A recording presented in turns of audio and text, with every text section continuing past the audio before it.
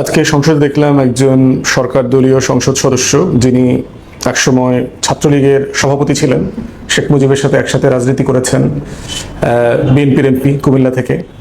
তো ওনার একটা বক্তব্য যে মানে জামাতের নারী এমপিদেরকে নিয়ে, বিশেষ করে যারা যে সকল নারী সংসদ সদস্য হিজাব পরেছে, নিকাব পরেছে, চেহারা ঢাকা, তাদেরকে নিয়ে তিনি যে মন্তব্যটা আজকে করেছেন যে তাদেরকে তো সংসদে আসলে চেনা যায় না, আসলে তারাই কিনা না বিভিন্ন জন বিভিন্ন সময় কাপড় ঢেকে, মাথা ঢেকে, চেহারা ঢেকে আসতেছে, এই ধরনের একটা কথা বলেছেন।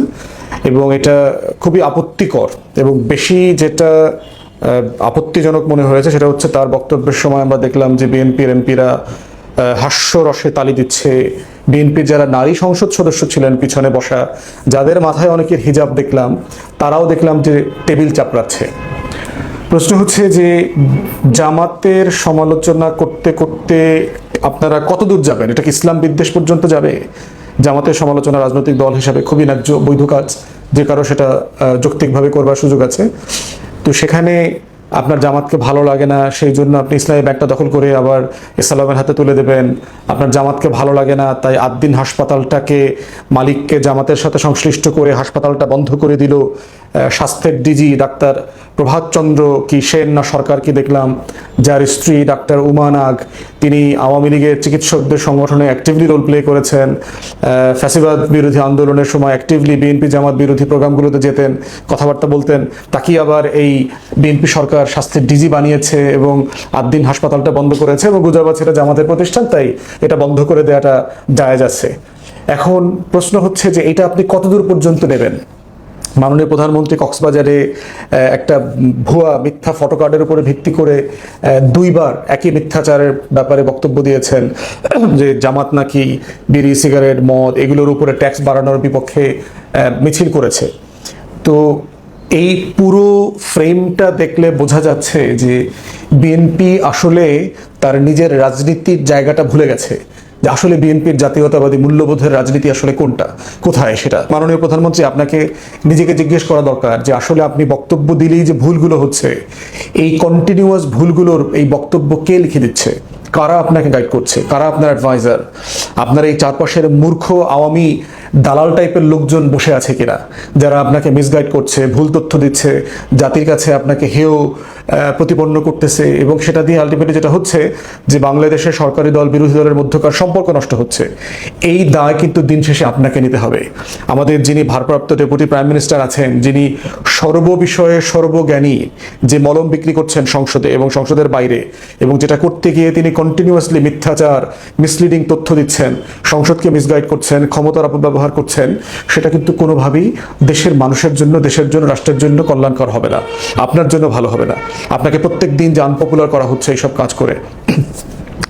আমরা দেখলাম যে মাননীয় স্বরাষ্ট্রমন্ত্রী ৩০০ বিধিতে বেনজিরের গ্রেফতার নিয়ে কথা বলেছেন। ফাইন, দুবাইতে গ্রেফতার হয়েছে, তাকে এখন এক্সট্রাডিশন আইনের মাধ্যমে কিভাবে দেশে ফিরে নিয়ে আসবেন তার স্টেটমেন্ট ঠিক আছে। ৩০০ বিধির কালচার হচ্ছে একটা বিষয় আপনি বক্তব্য দেবেন, একটা জরুরি বিষয়ে। তিনি ৩০০ বিধিতে সেকেন্ড একটা বক্তব্য দিলেন শিবির নেতা জিসান, যিনি কুমিল্লাতে গ্রেফতার হয়েছেন, তাকে নিয়ে। ৩০০ বিধিতে দুইটা বক্তব্য আসলো কেন? আপনি আননেসেসারি এই বক্তব্যটাকে কেন জুড়ে দিলেন, কেন উস্কাইলেন? তাহলে এই যে পরিকল্পিতভাবে আপনারা আওয়ামী ফ্যাসিবাদের বয়ানের দিকে ঢুকে যাচ্ছেন, যে জামাতকে, শিবিরকে, ইসলামপন্থীদেরকে, 11 দলীয় জোট যেটা, ঐক্য যেটা আছে, এটাকে কন্টিনিউয়াসলি হিউমিলিয়েট করা, আন্ডারমাইন করা, এবং একই এমপি কুমিল্লার তিনি বিরোধী দলের যিনি উপনেতা আছেন তার ওয়াইফকে নিয়ে কথা বলেছেন, যেগুলো খুবই অসুন্দর এবং রাস্তার বক্তব্য। এগুলো বস্তিতে চলে, এগুলো সংসদে চলা উচিত না। অতএব আমরা দেখতে পাচ্ছি যে আদ্দিন হাসপাতালটা কেন বন্ধ করেছেন? 6 জন শিশু দুঃখজনকভাবে মারা গেছে। বাংলাদেশের কোন সরকারি হাসপাতালে কোন দিন ডজন ডজন লোক নেগলিজেন্সের কারণে, অবহেলার কারণে মারা যাচ্ছে না? ঢাকা মেডিকেল তো প্রতি ঘন্টায় বন্ধ করে দিতে হবে। পিজি, জেলার যে সদর হাসপাতালগুলো আছে, উপজেলা স্বাস্থ্য কমপ্লেক্সগুলো আছে, সারা বাংলাদেশে শাটডাউন করে দিতে হবে, কারণ এখানে কোনো ট্রিটমেন্ট নাই, এখানে সেবা নাই। তাহলে মেডিকেল নেগলিজেন্স আমরা লিগ্যাল জায়গা থেকে আমরা লেখাপড়া করেছি। আপনি কারা কারা নেগলিজেন্সের জন্য দায়ী হাসপাতালে, সেই সকল ডাক্তার, নার্স, প্রশাসকদেরকে আপনি আইডেন্টিফাই করেন, তদন্ত করেন, বিচারের ব্যবস্থা করেন, জরিমানা করেন, তাদের লাইসেন্স কেড়ে নেন। কিন্তু পুরো হাসপাতালটা এবং তাদের যে সেবা, তারা শত শত হাজার হাজার রুগীদেরকে গত দশকের পর দশক ধরে দিয়ে আসছে, সেটাকে আপনি একটা ইস্যুকে কেন্দ্র করে পুরোটা করে দিলেন। তাহলে কি ওই যে আওয়ামী ফ্যাসিবাদের দোসর বিজেপির সমর্থক ডাক্তার যাদেরকে আপনারা ডিজি অফিসে বসাইছেন, তারা সবাই মিলে এই কাজগুলো করছেন? শুধু তাই না, আমরা আরও দেখলাম যে আপনার এই ঢাকা 17-তে যিনি জামাতের প্রার্থী হিসেবে নির্বাচন করেছেন, ডাক্তার খালেদুজ্জামান সাহেব, ওনার হাসপাতালের লাইসেন্স রিনিউ করছেন না, ফেলে রেখেছেন, নিবন্ধন দিচ্ছেন না। মানে এগুলো কেন করছেন? মানে এগুলো করে আপনি কি ফায়দা নেবেন এগুলো?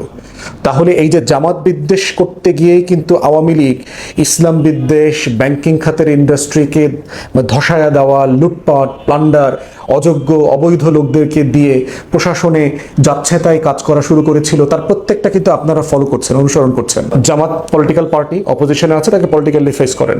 পলিটিক্যালি যত বক্তব্য দেওয়া যায় ন্যায্যভাবে, আমাদের সংবিধান, আমাদের কাঠামো, আমাদের পার্লামেন্টারি এটিকেট যেখানে আছে যেটা পড়ে, তার ভিতরে সবগুলো করেন, কোনো সমস্যা নাই। আমরা রাজনৈতিক দল হিসেবে সরকারের সমালোচনা করছি, করে যাব, কিন্তু এটার একটা জায়গাতে আপনাকে লাইন টানতে হবে। যেখানে স্বাস্থ্য মন্ত্রণালয়ের দুর্নীতি নিয়ে আলাপ চলছে, যেখানে স্বাস্থ্য মন্ত্রণালয়ে ঘুষ লেনদেনের কথা আসছে, তাদের যে ইডিসিএল নাকি একটা ওষুধ কোম্পানি আছে, সেখানে এমডি নিয়োগ নিয়ে, সেটা নিয়ে আপনাদের কোনো আলাপ নাই, সেটা নিয়ে কোনো তদন্ত নাই। হামের টিকা নিয়ে বর্তমান স্বাস্থ্যমন্ত্রীর সফলতা ব্যর্থতা নিয়ে কোনো আলাপ নাই, তিনি তদন্ত কমিটি করতে পর্যন্ত রাজি হচ্ছেন না যে আসলে কি ঘটেছে। সেখানে আপনারা জামাতকে রাজনৈতিকভাবে মোকাবেলা করতে গিয়ে রাষ্ট্রের বিভিন্ন সেক্টরে হাত দিচ্ছেন। কুমিল্লার জিসান যে ছেলেটা, সাবেক শিবির নেতা, তার বিষয়টা একটা ফৌজদারি অপরাধ, আপনি তাকে ফৌজদারি অপরাধ হিসেবে ট্রিট করেন। তাকে রাজনৈতিক পরিচয় টানার দরকার কি? জামাত শিবির কখনো বলেছে তাদের নেতাকর্মীরা কখনো ফৌজদারি অপরাধ করে না, তারা সবাই ফেরেশতা, তারা সবাই গুনার ঊর্ধ্বে, তারা সবাই এই ধরনের অন্যায় করতে পারে না। তো সেখানে একটা ছেলে ফৌজদারি অপরাধ করেছে, তাকে ফৌজদারি অপরাধের মতো করে তদন্ত করেন, বিচার করেন।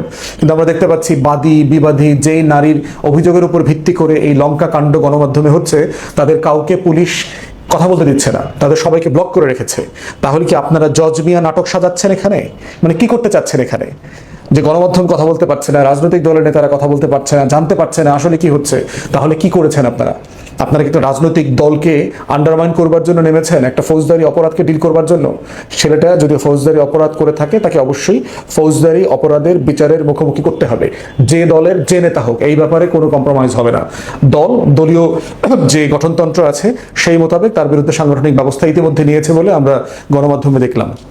তাহলে সেই জায়গাতে আজকের টোটাল কর্মকাণ্ড যেগুলো আমরা দেখতে পাচ্ছি গত কয়েকদিনে, আমাদের কাছে মনে হচ্ছে যে মাননীয় প্রধানমন্ত্রী এবং তার যে সভাসদ যারা আছেন, যারা সবাই মিলে এই হীরক রাজার দেশ পরিচালনা করছেন, তারা সবাই কিন্তু ভুলভাল কাজ করছেন, ভুলভাল কথা বলছেন, ভুলভাল সিদ্ধান্ত নিচ্ছেন। জামাতকে রাজনৈতিকভাবে মোকাবেলা করতে গিয়ে আপনারা রাষ্ট্রের পুরো কাঠামোগত অর্থনৈতিক শৃঙ্খলা, ফৌজদারি আইনি কাঠামো সব জায়গাতে হাত দিচ্ছেন এবং এইটা সাংবিধানিক অধিকারে পর্যন্ত লঙ্ঘনের জায়গায় নিয়ে গেছেন। যারা বোরখা পরেন, যারা হিজাব করেন, নিকাব পরেন, এইটা এই দেশের অধিকাংশ মানুষের ধর্ম বিশ্বাসের অংশ। এটা আমাদের সংবিধান এবং রাষ্ট্রের স্বীকৃত অধিকার। যিনি করবেন তাকে যেভাবে বাধা দেওয়া যাবে না, যিনি করবেন না তাকেও জোর করা যাবে না। এটাই হচ্ছে আমাদের কাঠামোগত জায়গা।